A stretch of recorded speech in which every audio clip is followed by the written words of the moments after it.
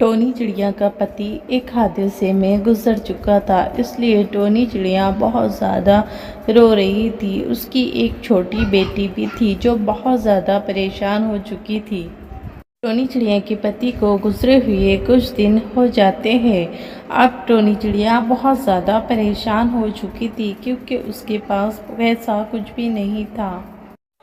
मम्मा, आपको पता है कल मुझे टीचर ने कहा है कि अगर 2 दिन के अंदर फीस नहीं दी तो हम तुम्हें स्कूल से निकाल देंगे। अब क्या करूं मम्मा मैं? मम्मा, सब बच्चों ने पैसे दे दिए हैं फीस के, अब मैं क्या करूं मम्मा? अगर टीचर ने मुझे 2 दिन के बाद स्कूल से निकाल दिया तो मेरी पढ़ाई का क्या होगा और मैं कुछ भी ना पढ़ सकूंगी। अरे मेरी प्यारी बेटी, तुम परेशान क्यों होती हो? तुम्हारे मम्मा है ना, मैं तुम्हारे लिए कुछ ना कुछ कर लूँगी। मेरी पायल पड़ी हुई है, तुम इसे तोड़ के हम तुम्हारी स्कूल की फीस भर देंगे। तुम ज़्यादा परेशान ना हो, और मैं नौकरी भी ढूंढ रही हूँ। नौकरी लग जाएंगी तो फिर हम बहुत ज़्यादा खुश रहेंगे। दूसरे दिन टोनी चिड़िया नौकरी ढूंढने के लिए निकल जाती है, लेकिन वो परेशान होती है कि उसे कौन सी नौकरी मिलेगी और वहाँ के लोग कैसे होंगे। बड़े मुश्किल से उसे एक होटल में नौकरी मिल जाती है।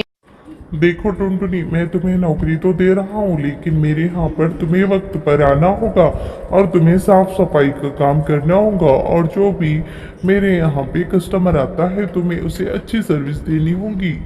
और अगर कोई दिन मेरा बावर्ची ना आए तो तुम्हें बावर्ची की जगह भी काम करना होगा। बोलो, तुम्हें मंजूर है तो कल से आ जाओ। हाँ हाँ सर, आप टेंशन ना लो, मैं सब काम कर लूँगी। मैं साफ सफाई भी अच्छी करती हूँ, और आपका बावर्ची ना आए तो मैं उस जगह भी काम कर लिया करूँगी। ठीक है सर, फिर मैं आज चलती हूँ, कल से मैं अपनी नौकरी पर आ जाऊँगी। दूसरे दिन टुनटुनी चिड़िया काम पर आ जाती है और अपना काम बहुत ही अच्छे से करती है, जिसे देखकर मैनेजर बहुत ज़्यादा खुश होता है। एक दिन उस होटल का बावर्ची नहीं आता तो टुनटुनी चिड़िया कुछ परिंदों को बर्गर खिलाती है, जिसे जो भी कस्टमर आता है उसे बर्गर बहुत ज़्यादा पसंद आता है और वो खुशी खुशी खा लेते हैं। अरे वाह सर, आपके यहाँ का बर्गर तो बहुत ही ज्यादा लाजवाब था। ऐसा बर्गर तो मैंने कभी नहीं खाया। आज पहली बार जिंदगी में मैंने इतना टेस्टी बर्गर खाया है। तरह से जो भी होटल में आता, जो भी टुनटुनी के हाथ का बर्गर खाता, वो तारीफ ही करा करता था। वाह मम्मा, आज तो आप बहुत ही प्यारा और अच्छा बर्गर लेके आई हो। आपको पता है मुझे बर्गर बहुत पसंद है, और आप कहती हो ये आपने बनाए हैं। आपके हाथों का खाना तो बहुत ही टेस्टी होता है। आपने बर्गर तो बहुत ही अच्छा बनाया है मम्मा। हाँ मेरी प्यारी बेटी, तुम ना आराम से इस बर्गर को खाओ, और अब कोई टेंशन ना लो। अब तुम्हारी पढ़ाई भी होगी और हमें अच्छा अच्छा खाना भी मिलेगा, क्योंकि मुझे बहुत अच्छी नौकरी मिल गई है। मैं होटल में काम कर रही हूँ। इस तरह से टुनटुनी के दिन अच्छे गुजरने लगे थे। वो अपनी नौकरी से बहुत ज़्यादा खुश थी, लेकिन एक दिन मैनेजर उसे बुलाता है और उसे कुछ ऐसी बात बोलता है कि वो बहुत ज़्यादा परेशान हो जाती है। देखो टुनटुनी, आजकल मैं देख रहा हूँ तुम वक्त पर नहीं आ रही हो और अपने काम में भी काम चोरी कर रही हो। मुझे वक्त पर आने वाले पसंद है, बेटाइम आने वाले मुझे बिल्कुल पसंद नहीं है। सर, मैं कल से जल्दी आऊँगी, प्लीज़ इस दफ़ा मुझे माफ़ कर दो। मेरी बेटी की वजह से मुझे कुछ टाइम हो जाता है, क्योंकि उसे स्कूल भेजना होता है। मैं कल से जल्दी आ जाया करूँगी। मैं आपके कितने सारे काम करती हूँ, मैं बर्गर भी तो बहुत अच्छा बनाती हूँ। हाँ टुनटुनी, मुझे सब पता है कि तुम बर्गर भी बहुत अच्छा बनाती हो, लेकिन मेरा साला आ रहा है, इसलिए मुझे इस नौकरी उसे देनी होगी, क्योंकि मेरी औरत ने उसे यहाँ पर बुला लिया है। फिर टुनटुनी चिड़िया होटल से आ जाती है और एक सुनसान जगह पर बैठ के रोने लगती है। अब मैं क्या करूँ? अब मैं कहाँ जाऊँगी? मेरी बेटी को कैसे पढ़ाऊँगी? बड़े मुश्किल से ही नौकरी लगी थी। अब मैं दूसरी नौकरी कहाँ से ढूँढूँ? इतना अच्छा बर्गर बनाती थी। तभी वहाँ एक कालू कौवा आ जाता है और वो टुनटुनी चिड़िया को देखकर पहचान लेता है कि इस टुनटुनी चिड़िया ने तो उसी के साथ स्कूल में पढ़ा था। अरे तुम तो टुनटुनी हो ना, और इतना क्यों रो रही हो? कुछ तो बताओ, थोड़ा खामोश हो जाओ। क्या परेशानी है बताओ, मैं तुम्हारी परेशानी को हल कर देता हूँ, तुम रो मत। मैं एक होटल में नौकरी किया करती थी, पर उस मैनेजर ने मुझे निकाल दिया है। उस नौकरी की वजह से ही हमारा गुजारा हुआ करता था। अब मैं कहाँ जाऊँगी और कहाँ पर नौकरी करूँगी? मेरी बेटी का क्या होगा? मेरी बेटी की पढ़ाई उस नौकरी की वजह से हुआ करती थी। उस होटल में मैं बहुत सारा काम किया करती थी, साफ सफाई किया करती थी। जिस दिन बावर्ची नहीं आता था उस दिन मैं बर्गर और दूसरी चीजें भी बनाया करती थी। अरे टुनटुनी, इसमें टेंशन लेने वाली कौन सी बात है? नौकरी गई तो गई, मेरे पास कुछ सामान होटल का रखा हुआ है, तुम वो सामान लाओ। अब मुझे नौकरी मिल गई है, इसलिए मैंने वो काम छोड़ दिया है। चलो तुम मेरे साथ। फिर टुनटुनी चिड़िया उसके दोस्त कालू के साथ उसके घर चली जाती है और उसके घर से बहुत सारा सामान लेके आ जाती है। वाह मम्मा, आप ये गाड़ी अपने घर पे लेके आई है क्या? आप क्या कौन सा बिजनेस करेंगी क्या? आप ना मम्मा एक काम करो, आप बर्गर ही बनाया करो, क्योंकि मैंने आपके हाथ का बर्गर खाया है, वो बहुत ही ज्यादा टेस्टी बनाती है आप बर्गर। हाँ मम्मा बोलो ना, क्या आप बर्गर ही बनाएंगी? मेरी मानो तो आप बर्गर ही बनाओ। हाँ मेरी गुड़िया बेटा, मैं भी यही सोच रही हूँ कि कल से मैं बर्गर बेचना शुरू कर दूँ, क्योंकि वहाँ पर भी जो भी ग्राहक आया करता था उसे मेरे बर्गर बहुत ज़्यादा पसंद हुआ करते थे। इसलिए मैं भी बर्गर ही बेचूंगी। मेरे पास कुछ पैसे हैं, चलो मैं जाके उस बर्गर का सामान लेके आती हूँ। फिर टुनटुनी चिड़िया दूसरे दिन से बर्गर का एक स्टॉल लगा लेती है, पर उसके शॉप पे कोई भी बर्गर लेने के लिए नहीं आता। वो बहुत ज़्यादा परेशान होती है, उसका एक भी बर्गर नहीं बिकता। पूरा दिन उसका ऐसे ही चला जाता है। फिर वो घर पे आ जाती है और घर पे आके बहुत ज़्यादा परेशान होती है, लेकिन हिम्मत नहीं हारती दूसरे दिन से, और वो बर्गर का स्टॉल लगाती है। दूसरे दिन उसके यहाँ बर्गर खाने के लिए इतने ग्राहक आ जाते हैं कि वो बर्गर बनाते बनाते बहुत ज़्यादा परेशान हो जाती है। फिर वो पिज़्ज़ा भी बनाने लगती है। उसका बर्गर और पिज़्ज़ा खा के सारे परिंदे बहुत ज़्यादा खुश होते हैं और उन्हें बर्गर बहुत ज़्यादा पसंद आता है। इस तरह से टुनटुनी चिड़िया की दुकान की तो निकल ही पड़ती है।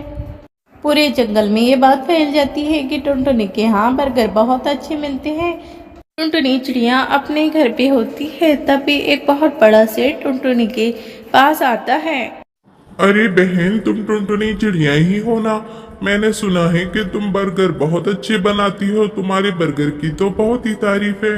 कल मेरी बेटी की शादी है, इसलिए मैं चाहता हूँ कि तुम शादी में बर्गर बनाओ।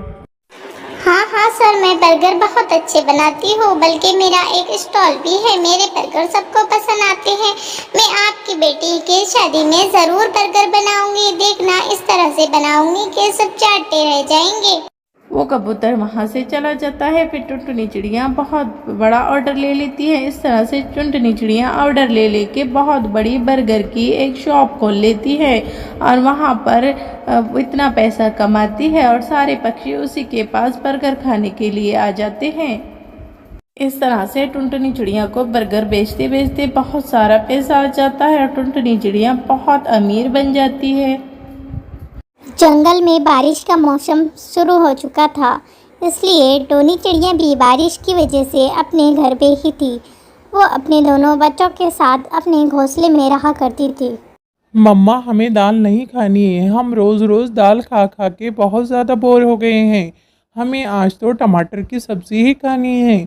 आप कुछ भी करके आज हमें टमाटर की चटनी ही बना दो। टोनी चिड़िया के बच्चे रोज़ रोज़ दाल खा खा के बोर हो गए थे, इसलिए आज माँ से वो टमाटर की सब्ज़ी बनाने के लिए कह रहे थे। लेकिन बारिश की वजह से जंगल में सब्ज़ी बहुत ज़्यादा महंगी हो गई थी और टोनी चिड़िया के पास कुछ भी पैसे नहीं थे। ठीक है बच्चों, आज मैं तुम्हें टमाटर की सब्ज़ी ही बना के दूँगी। कुछ भी हो, मैं तुम्हारे लिए अभी जाके टमाटर लेके आती हूँ और तुम्हें टमाटर की सब्ज़ी बना के देती हूँ। फिर टोनी चिड़िया इतने बारिश में जंगल में सब्ज़ी लेने के लिए निकल जाती है। चील भाई, टमाटर क्या किलो है? आज मेरे बच्चों को टमाटर की सब्जी ही लग रही थी, इसलिए मैं आपके पास टमाटर लेने के लिए आ गई। अच्छा, जल्दी से बता दो कि टमाटर क्या किलो है। ये लो 10 रुपए और मुझे टमाटर दे दो। 10 रुपये? 10 रुपये में क्या मिलता है टोनी बहन? टमाटर तो 200 रुपये किलो है। 10 रुपये में तो एक टमाटर नहीं मिलता। कहाँ कहाँ से आ जाते हैं 10 रुपये लेके? जाओ यहाँ से। 10 रुपये में आधा भी टमाटर तुम्हें नहीं मिलेगा। टोनी चिड़िया उससे उधार मांगती है, पर चील तो उसे उधार भी नहीं देता और वहाँ से उसे चलता कर देता है। टोनी चिड़िया को बहुत ज़्यादा बुरा लगता है। वो एक दरख्त के नीचे बैठ के बहुत ज़्यादा रोने लगती है। उसे बहुत अफसोस होता है कि गरीबी भी बहुत बुरी चीज़ है। अगर आज उसके पास पैसे होते तो अपने बच्चों को टमाटर की सब्जी खिलाती। बारिश बंद हो चुकी थी, इसलिए टोनी चिड़िया अपने घर के लिए पैदल ही निकल चुकी थी। वो चलते चलते खुद से अफसोस भी कर रही थी और दिल से ही बातें कर रही थी कि अचानक उसे एक चीज़ दिखती है। वो चीज़ देख के वो रास्ते में ही रुक जाती है। अरे, ये तो कटा हुआ टमाटर लगता है। शायद कोई अमीर पक्षी ने इसे फेंक दिया है गंदा समझकर।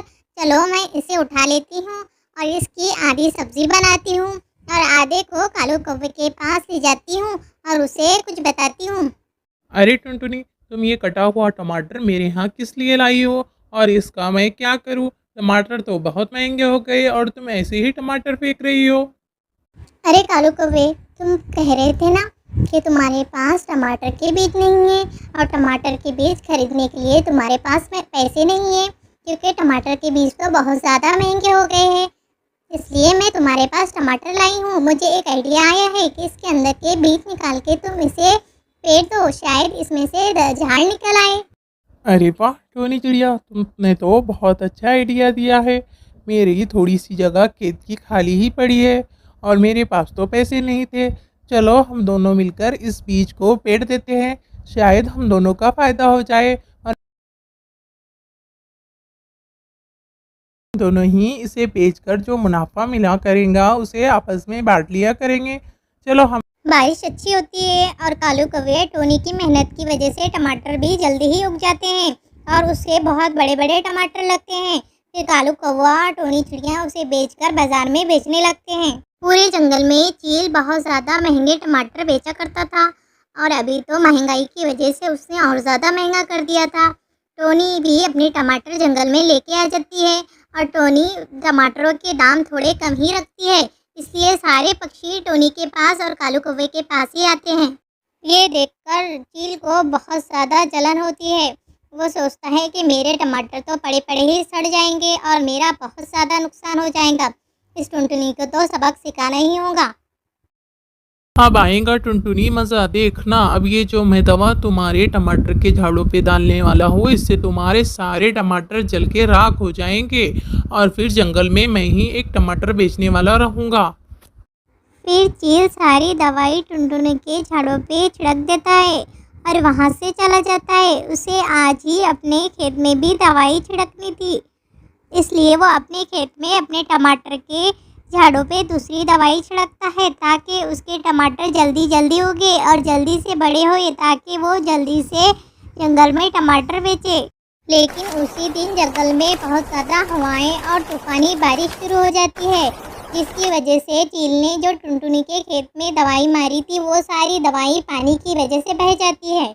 इधर चील जैसे ही अपने खेत में आकर देखता है तो सारे झाड़ इधर उधर बिखरे हुए होते हैं, सारे टमाटर ज़मीन पर बिखरे हुए होते हैं। चील का बहुत बड़ा नुकसान हो जाता है। चील को अपनी किए पर बहुत ज़्यादा रोना आता है। चील बहुत रोता है। फिर सारे जंगल में टोनी चिड़िया हर पक्षी को अपने टमाटर कम दामों में दिया करती थी। ये देखकर चील को और ज़्यादा बुरा लगता है और ये देखकर उससे ज़्यादा ही अफसोस होने लगता है। चील टोनी चिड़िया से माफ़ी मांगता है। फिर चील भी टोनी चिड़िया के पास से ही टमाटर खरीदता है।